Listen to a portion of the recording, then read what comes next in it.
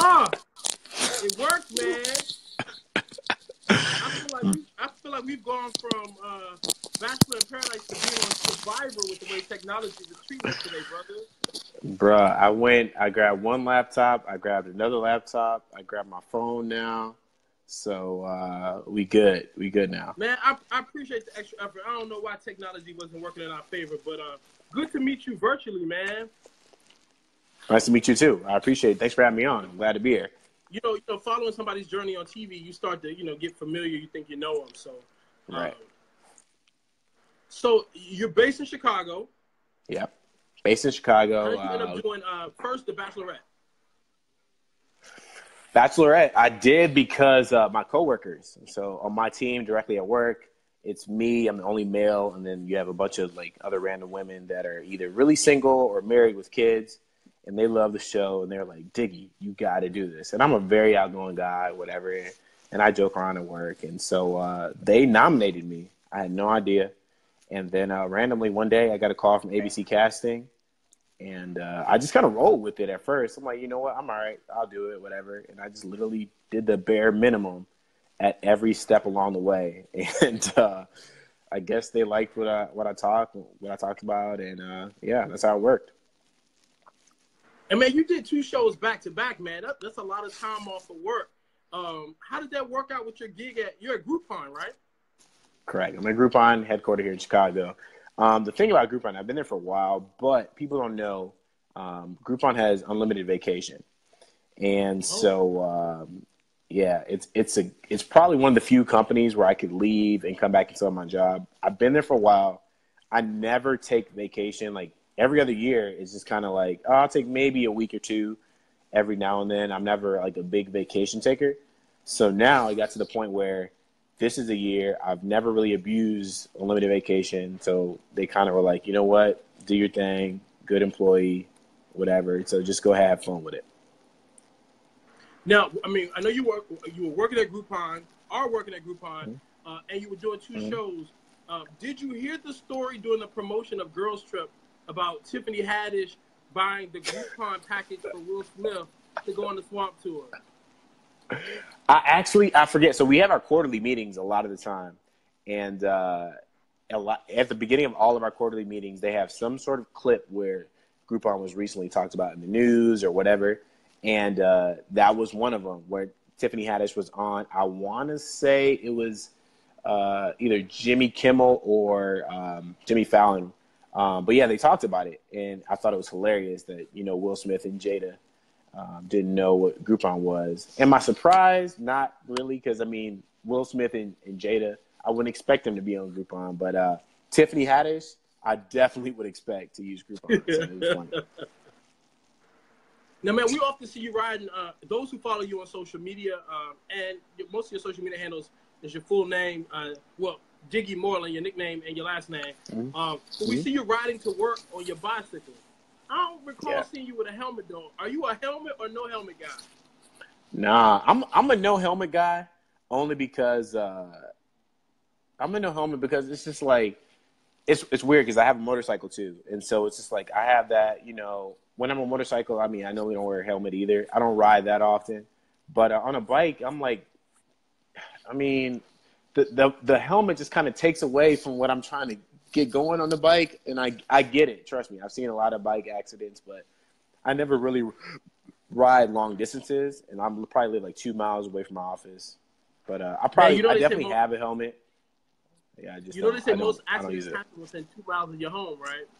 I know, and that's what's crazy about it. So maybe I should work farther away. I don't know. But to be fair, this is my bike helmet. I have one. I just never wear it.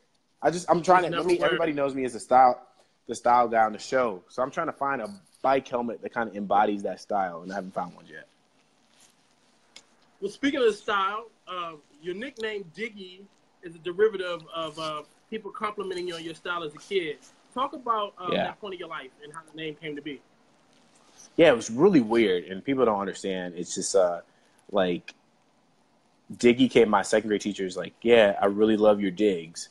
Digs is really supposed to mean house, your crib, whatever. She was using it to mean clothes, and ever since second grade, I mean, you know, you grew up with those same people that you went to, you know, middle school, elementary, high school with. So it kind of stuck. So ever since like second grade, everybody's always called me Diggy, just because my mom would dress me in like second grade. I'd be with, you know, my suspenders and bow ties and corduroys, and where everybody else had like Spider-Man T-shirts on and Batman T-shirts on. So I was dressed up like every day.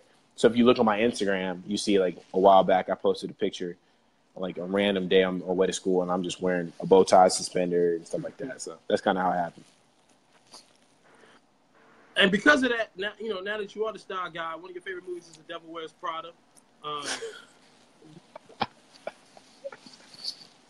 How does that work on the first date when you tell somebody that's your favorite movie? Man, man, I can't lead with that. I don't lead with that. I refuse to lead with that. I need you to know that, yo, like, I need you to know me before I release certain stuff about me like that. I just can't come out and say, like, yeah, my favorite movie is Devil Wears Prada, and I love shopping. We got to ease into that. So, ease into but no, it. it's you ease into it. So, because that's not, you got to be really comfortable with yourself to tell another girl that your favorite movie is that. So, yeah, it's not too bad for the most part. Russell Westbrook fitted pink sweatpants comfortable with yourself, huh? Yeah. That's the thing. People always ask me, like, Russell Westbrook, you know, what do you think about his style? And I'm like, man, I like it. You got to be confident to wear what he wears. I mean, he backs it up on the court, and so hey, like. Of all the stylish athletes out now, who's your favorite? I mean, if I had to pick mine, I'm more of a D Wade guy. Like, I like D Wade style. I would say out of all the guys, I'm gonna go either D Wade number one. I love Cam Newton's style, at least on the hat tip. He wears a lot of great hats. I think of some of his accessories Not a little the over the top. pants with your ankles out, did you? Nah. We not doing that. Mostly because I haven't found, after 30 years on this earth, I'm still looking for the proper lotion that keeps my ankles not ashy for 24 hours. So, but no, it's like I think D Wade would probably be the number one. I would say Cam Newton probably number two. Few more style questions before we get into the show. Who's your favorite designer? Oh, that's tough. Favorite designer, I'm probably gonna go. Ooh, that's a tough one. I'm probably gonna go Tom Ford on some of the men's stuff he has. I'm a big fan of. My favorite probably brand, I would say Rag and Bone or J. Crew. But yeah, I would probably say Tom Ford. Favorite fragrance? Woo! Bleu de Chanel by Chanel. Yeah. I asked this question on Facebook the other day. It was a real hot button issue. 3 days later, they're still talking about it. What's the one thing you hate to see the opposite sex wearing or style-wise? Like, my choice was I hate to see women in like blue and green lipstick. Like, it drives me nuts. I think they look like clowns. Oh, what's the one thing I hate to see them wearing, man? Crocs.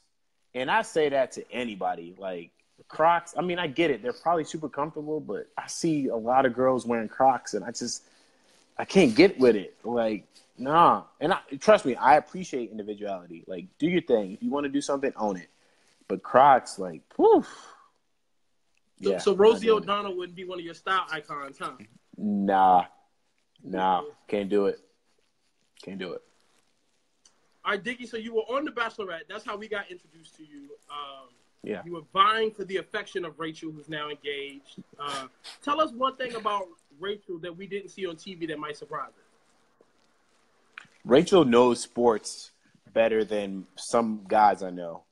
And she, like, one of the things is she loves fantasy football. She loves all this stuff. So she's a very big sports person. And that's one of the things, like, we could talk sports all day. And I'm a huge sports person. So that's one of the things that people didn't get a chance to see about it. She knows her sports. Speaking of sports, one of my favorite episodes of The Bachelorette was the basketball game. when DeMario had his big moment, it was all about his facial expressions and his level of shock and revelation. Shock and revelation. It was all about who's that? When you guys were in the back and all of that was like unfolding, what were you thinking when they came back and talked to you guys about it? Well, the thing is, when he left, obviously, a lot of people don't know. DeMario was on my team, and we don't know. A lot of people forgot that we lost that game. So when she came in, it was like, DeMario, can I borrow you for a second? The winning team was kind of like, okay. DeMario wasn't there. He was showing out. He had his dunks and all that. So a lot of people thought, like, man, this dude won the one-on-one or whatever, the extra time, and he was on the losing team. That's what we thought. So when he left and then came back, and when she came back and we can tell something was a little bit different, we were shocked. Like, a lot of people remember my face from the episode. I was just like, wait, what? Didn't know what happened. So, and we were in that locker room. Y'all saw the shortened version, but we were in that locker room for maybe 90 minutes to 2 hours, just like, where is this dude? What's going on? And the producers are kind of like, they can't tell us anything, obviously, but they're just kind of like hearing stuff in their earpieces. And just like, well, what do you guys think is going on? Whatever. But yeah, that's kind of how it was. It was crazy. We didn't know how to feel. Out of everybody that you stayed with in the house, if one of them had a rough patch, had to sleep on your couch for 30 days, who's the one person that you just couldn't let sleep on your couch? Iggy, hands down. Iggy could not. That dude snores. And we shared a room in the mansion, and he snored badly. And after night one in the mansion, I'm like, yo, dude, you're going to have to move. So 30 days of him living here, we couldn't do that. See, I would let him stay in my crib because he talks too much. All your business would be in the street. I can see that. He gossips way too much. Way too much. All right, man, let's move to Bachelor in Paradise. Bachelor in Paradise looks like a really cool show. But from the visual of where you guys were staying, at least how it looked on TV, it looked like you guys were living in like these like outside, half-open treehouse situations. Is that really what the setup was like? Kinda. I mean, literally, a lot of people, get that to go to sleep. They get in the real world, they get a sound machine where you hear the ocean and all that stuff. Like, literally, that's what it felt like. Like, if I'm sleeping right there, the ocean is literally probably 20 feet away from me, and it got annoying and stuff like that. But yeah, it's kind of like, it's like if you cut a house in half, it's exactly how it is. You have maybe 2 walls instead of 4. So, but you got to realize there's so many cameras that come in and cameras that are set up. So they want you to be able to get that good angle and stuff like that. So yeah, that's kind of how it is. My concern with brothers on a show like this, because I know that you shoot over the course of a few weeks, I'm always concerned about your haircut and your hairline lasting on a show like this. But yours was kind of hanging in there, man. Do you shave yourself I will tell up? y'all this. Nope, I don't shave myself up. But so we had a couple things. Even with the backing up to the Bachelorette, we knew when Rachel got announced, common sense would say, okay, there's probably going to be a little more, a couple more African Americans on the show than normal. One thing that we all asked independently was, what do we do about haircuts? Now, I'm not gonna lie. I've been told before, I'm a pretty boy, whatever. I get my haircut weekly. So to tell me that we gonna go somewhere and not, they said like, oh yeah, we'll try to figure it out. Or somebody told me like, maybe somebody in the house knows how to cut. Like, that doesn't work. So fast forwarding to Bachelor in Paradise, Vinny used to be a barber, and Vinny knows how to cut. So before Vinny, obviously he didn't make it all the way. Before he left, he lined us up, a couple of us.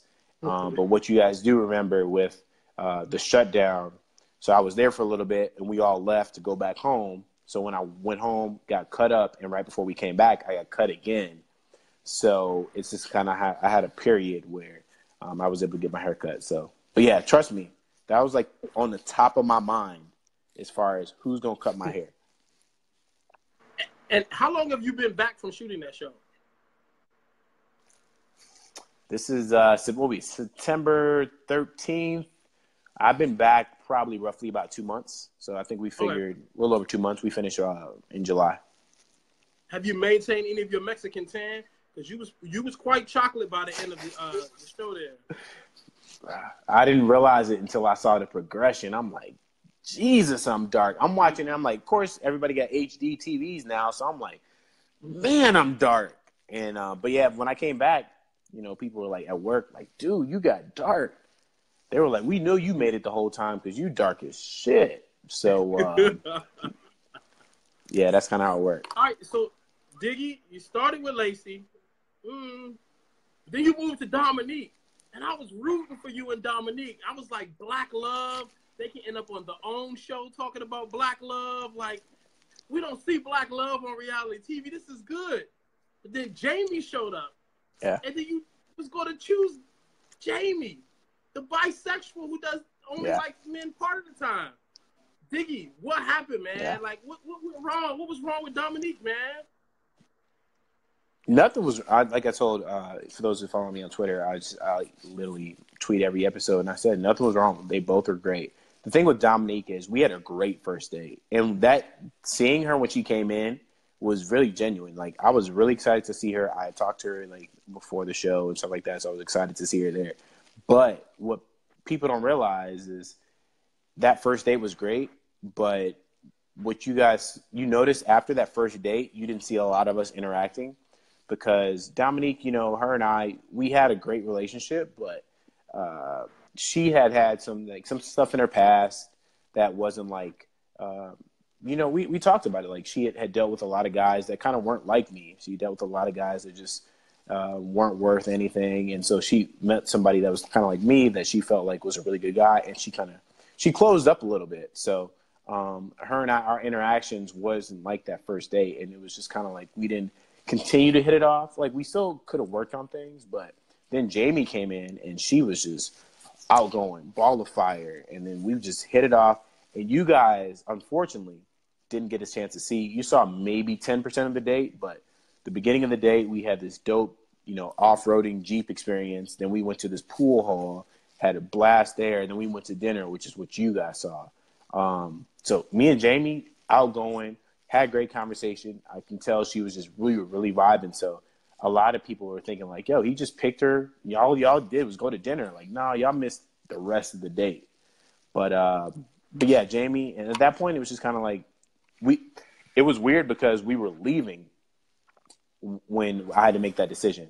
So I know Dominique lives in LA. I live in Chicago. Trying to build something and make that work from Chicago to LA is going to be a little bit harder.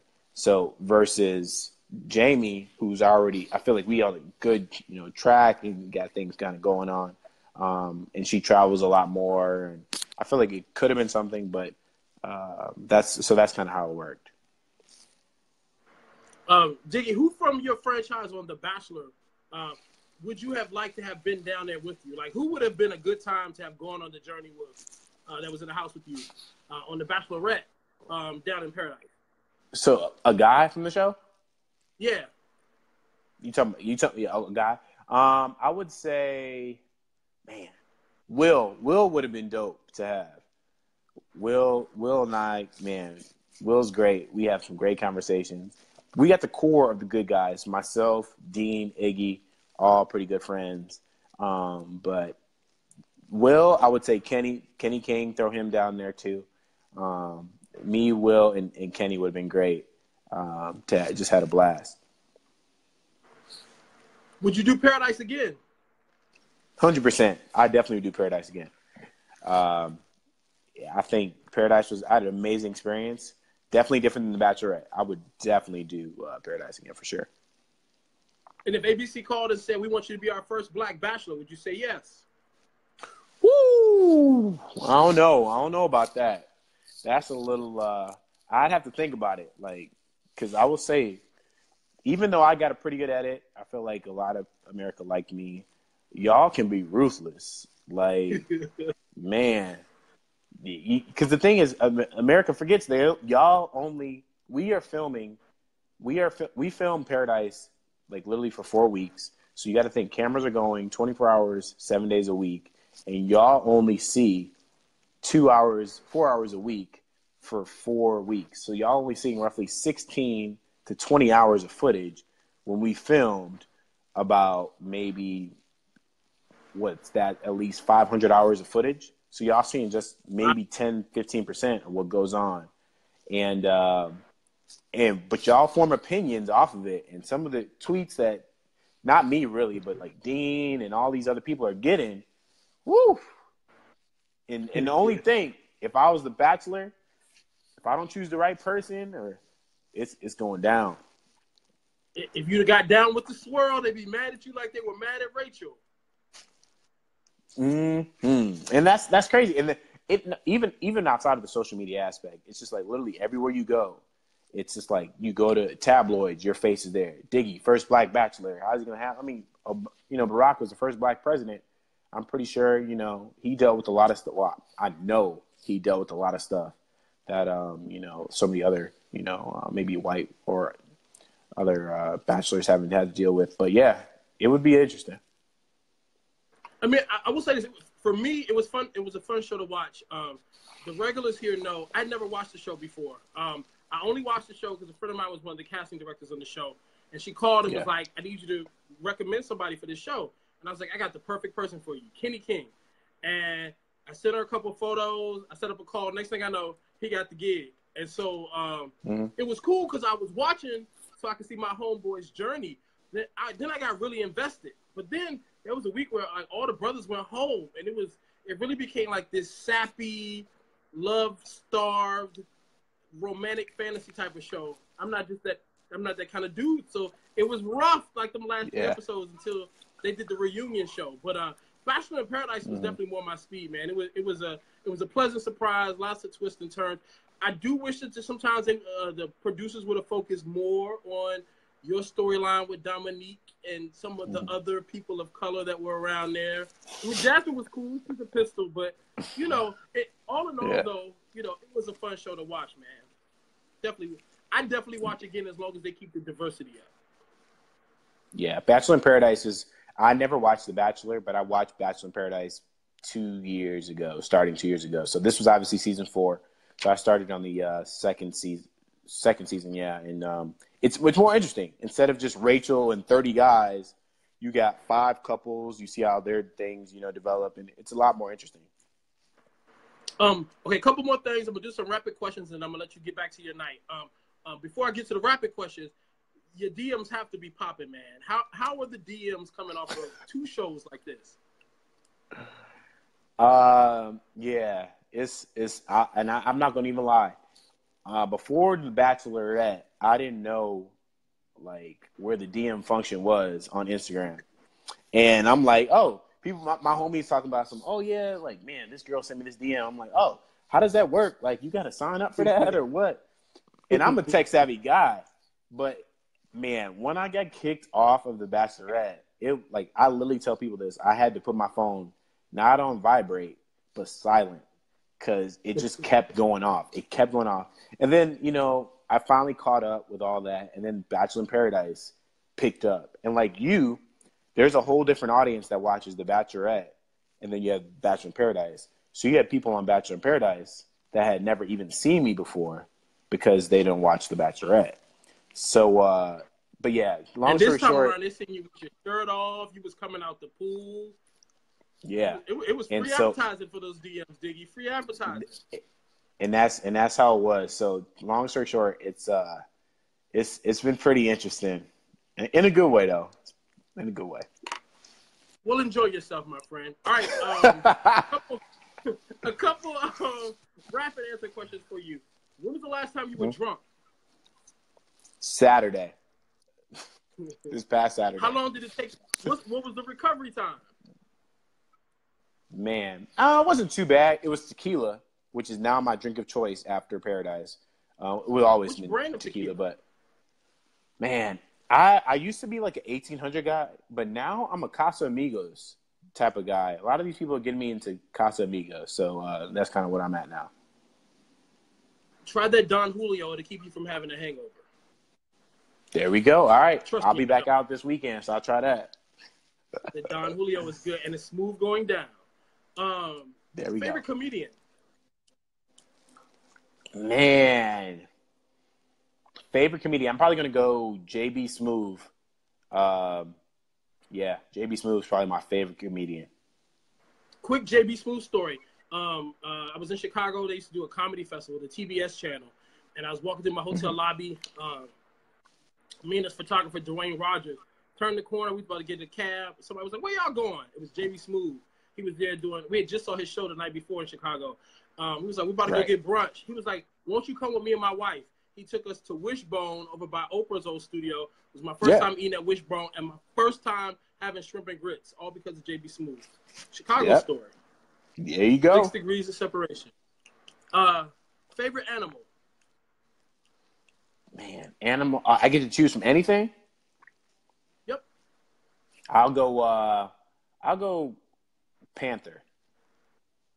Never met one, but that's probably one of my favorite animals.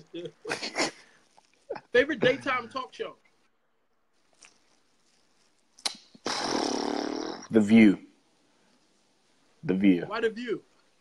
Man, look, I tell guys all the time, you learn what women think about by watching women talk. And so if you watching The View, which is all them, even though, I mean, it might not be girls that I, interact with at this point, but look, they speak their mind and they tell exactly, the thoughts that you want to hear. So I like The View. I'm going to email you the link of when I co-hosted The View. It was a good time. Do that.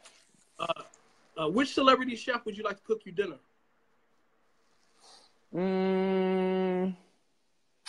Give me Rick Bayless. I'll do Rick Bayless for sure. Name a cougar that you would like to have a one-night affair with. Man, what is her name? I can't think. Jesus. Played